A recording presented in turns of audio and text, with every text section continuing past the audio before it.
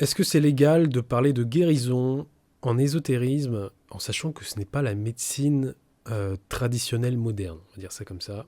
Déjà, premièrement, en ésotérisme, on peut guérir tout ce qui est psychique, tout ce qui est physique aussi, mais de manière interne. C'est-à-dire que si c'est des plaies ouvertes, forcément, ce sera nettement plus compliqué. On a le temps de mourir avant d'être vraiment guéri par une action ésotérique, voilà. Mais la régénération est possible. Mais du coup, qu'est-ce qui n'est pas légal? Puisque dans la réalité, on peut faire des guérisons, mais quand c'est une plaie ouverte, ça devient vite compliqué. Et on n'est pas toujours capable de garantir une guérison complète, dans le cas de problèmes vraiment physiques, style cancer, etc. En tout cas, psychiquement, c'est parfait. D'où l'inutilité de certains psys. Alors, vous allez croire que j'en veux aux psys, mais les psys ne servent presque à rien quand vous avez en face de vous un vrai médium qui sait faire des soins psychiques. Voilà, je vous le dis. En l'occurrence, bonjour.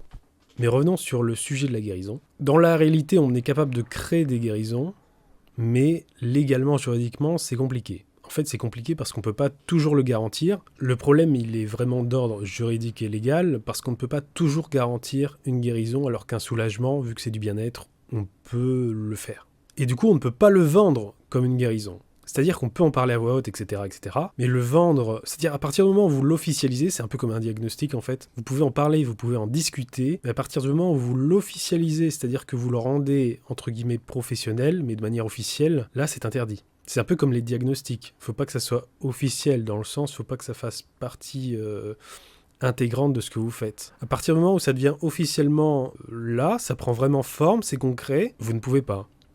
La guérison ne peut pas être vendue en tant que telle. Vous pouvez en discuter en off.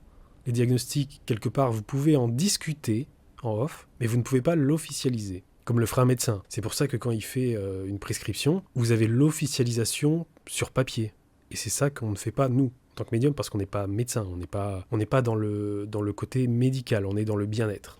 Et c'est ça la différence. Donc on peut parler de guérison, mais on ne peut pas l'officialiser, on ne peut pas le proposer professionnellement. On peut faire des soins qui soulagent, même qui guérissent, on ne pourra jamais officialiser la guérison. Tant mieux pour vous, si ça vous guérit, mais on ne pourra pas vous l'officialiser, que c'est ça qui vous a guéri, ok? Et nous, on ne peut pas le vendre en tant que tel. C'est juste comme ça qu'il faut le voir. Donc, est-ce que on peut guérir en ésotérisme? Oui. Est-ce qu'on peut légalement le proposer de manière professionnelle? Non. Je m'attends à ce que certaines personnes se demandent pourquoi cela n'a pas été prouvé par la science, par la médecine. Eh bien tout simplement parce qu'ils ont des œillères. Qu'ils aient des œillères ou pas, moi je fais mon métier et puis basta.